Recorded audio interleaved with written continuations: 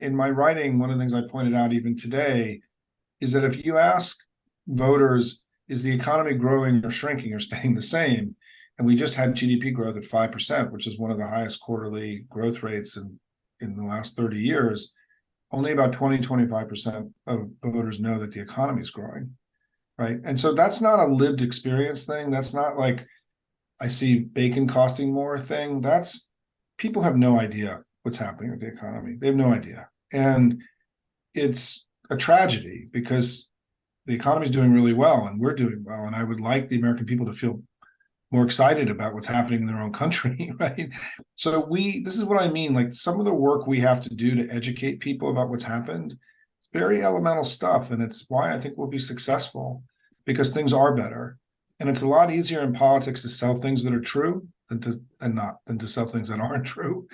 And so, I'm confident that during the course of this campaign, we can make significant improvements in helping people understand that America is doing really well, that Joe Biden's been a good president, that we're very well positioned to lead now in every industry, possible across the world. I mean, we are, look, one of the reasons that Russia has escalated their attacks and has become more malevolent and belligerent is because they see the handwriting on the wall, right? The clean energy revolution that Biden is leading is making that date when people who make all their money off of oil, petro dictators, the day of their retirement just got moved up 5 to 10 years because of these huge investments we're making in clean energy because of the president. So, Putin is attacking the world because he's weak, not because, and we're strong, not the other way around, right? And so we have to understand that, we, America and the West, have become an infinitely greater threat in the last 18 months to the petro dictators, like Putin. And it's why you're seeing, I think that in many ways, what we're seeing now is in some ways a climate war, right? Because the whole issue always was in the theory of climate, the energy transition was, would the old incumbents who controlled and had power through oil and gas, would they mature and would they come along and would they make investments in new things and move beyond, or would they fight? And we're learning that that some of them are going to fight. And, because it's, this, what Biden did by passing the IRA was, made that date that Russia is a serious country. Without, by sticking to oil and gas, that date moved up significantly. And so that's part of what's happening now. I mean, this is a very complex thing that's happening in the world, but the war in Ukraine and the war in Israel is the same war.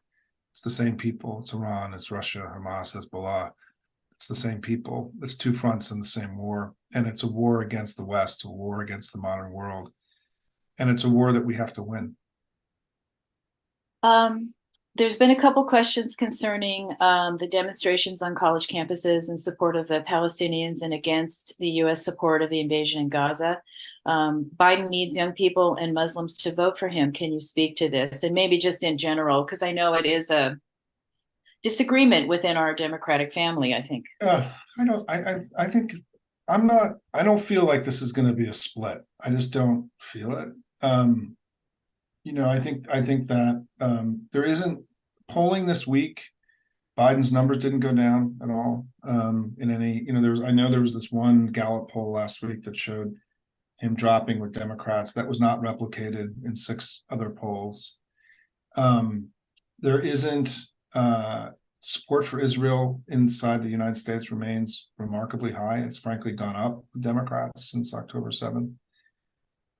So he's not on the wrong side of this. And in fact, in one poll that I wrote about yesterday, News Nation, which was a large sample poll, his approval rating on Israel-Palestine is higher than his approval rating and higher than his approval rating on the economy, for example, right? So it's his approval, the approval rating of his performance in Israel-Palestine is among the highest approval ratings of anything he's done as president with voters. So this notion that there's a backlash is not true. It's not happened. Are there, is there, and I have 3 Gen Z kids, right, who are aware of all this stuff. 2 of them are in college, one's in high school.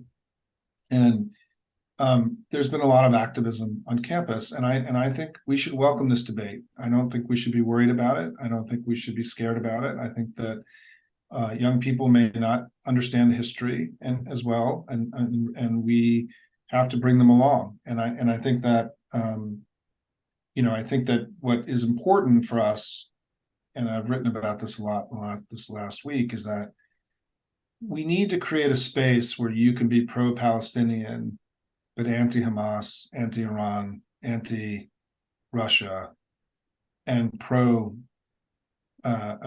and Israeli Jew, right?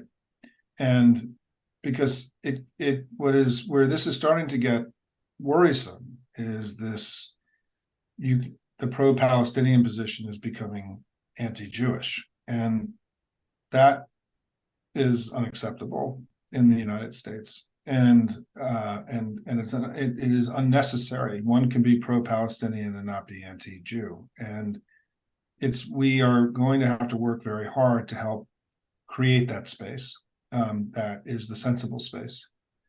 And as I've said, and I'll just say this, I mean, it's my view that there is no justification for what Hamas did.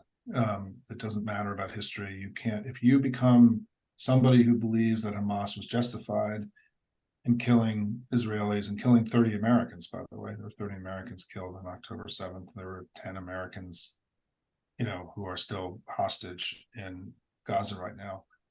That if you believe that terrorism is justified, and you believe that killing Jews is justified, then you're for killing me and my family. And that's not okay, right? I mean, we don't have to end up there. We don't have to end up claiming that somehow Hamas was justified in what they were doing, because then the terrorists who blew up the World Trade Center were justified in what they're doing. I mean, the kind of barbaric activity of Hamas can never be justified. There's never a possibility of justification for that. And so, I've been disappointed in but not surprised that that this desire to be in solidarity with the Palestinians has bled over into sort of what I feel is to be slightly dangerous manifestation of anti-Semitism. But let's have this debate. Let's talk this out. Let's not be worried about it and freaked out about it. I'm not worried about it. And I mean, I'm worried about it, but I'm not resigned that this is a permanent place. I think we're in the beginning stages of this. We could be, look, the world is changing in front of our eyes. And, for those of us who are older, part of the reason I started Hopium was that we're leaving a period that was relatively peaceful in the world. And I think we're entering a period of conflict. And it's hard to say, it's a little bit anti-Hopium, right? But we can't be naive about this either, right? Because we need to prevail. And I think as Linda was referenced earlier in my With Democrats presentation, I'll just get back to this. The conflict that we're in right now with Iran, Russia, China, Hamas, Hezbollah is a conflict that is trying to weaken the global order that America imagined and built after World War II. And that global order that we imagined and built has created a golden age in human history. There's never been a better time to be alive in all of human history than in the last 20, 30, 40 years. Life expectancy has gone from 45 years to 71 years. Extreme poverty has plummeted. More people have lived under democracies in recent years than any time in human history. And we've been living in a golden age. And that golden age was created by the Democratic Party. We did that. We have buttressed and fought to make sure this global liberal order extended to the entire world. That was the central focus of the Clinton presidency. And that global order that has created a golden age for humankind is under assault right now in unprecedented ways. And it's why, we were called once before as a party in the 1940s when freedom and democracy were being challenged in unprecedented ways.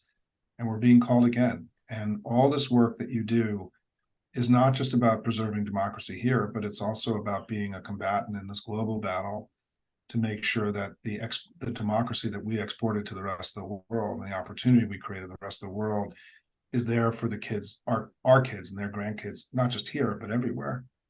And so this is a deeply consequential time. And what I hope, if I can leave you with one basic sentiment, is that I hope you realize that you're as being part of the Democratic Party of the United States, you're part of what is arguably the most consequential political group in the history of the world, right? We've created more opportunity for more people than any other political entity in human history. And we're part of a deeply noble enterprise. That's why we're here. That's why all of you are here, right? That we are, the world that FDR built was built on this foundation of freedom. And that's why I think Joe Biden's first video was about freedom. Freedom is the foundational value of the modern Democratic Party. And it's never felt more important in many ways than it has this year. And that's what Virginia is about, and Ohio's about, and everywhere else. It's about we're for more freedom and they're for less freedom. But it's not just here, it's also a global struggle. And so the work we're doing together is deeply consequential. And I am committed, we have to be committed to making sure that the world that we all grew up in, the opportunities that we had are there for our kids and our grandkids. And it may be that it's more under threat today than it's been in a very long time, tragically.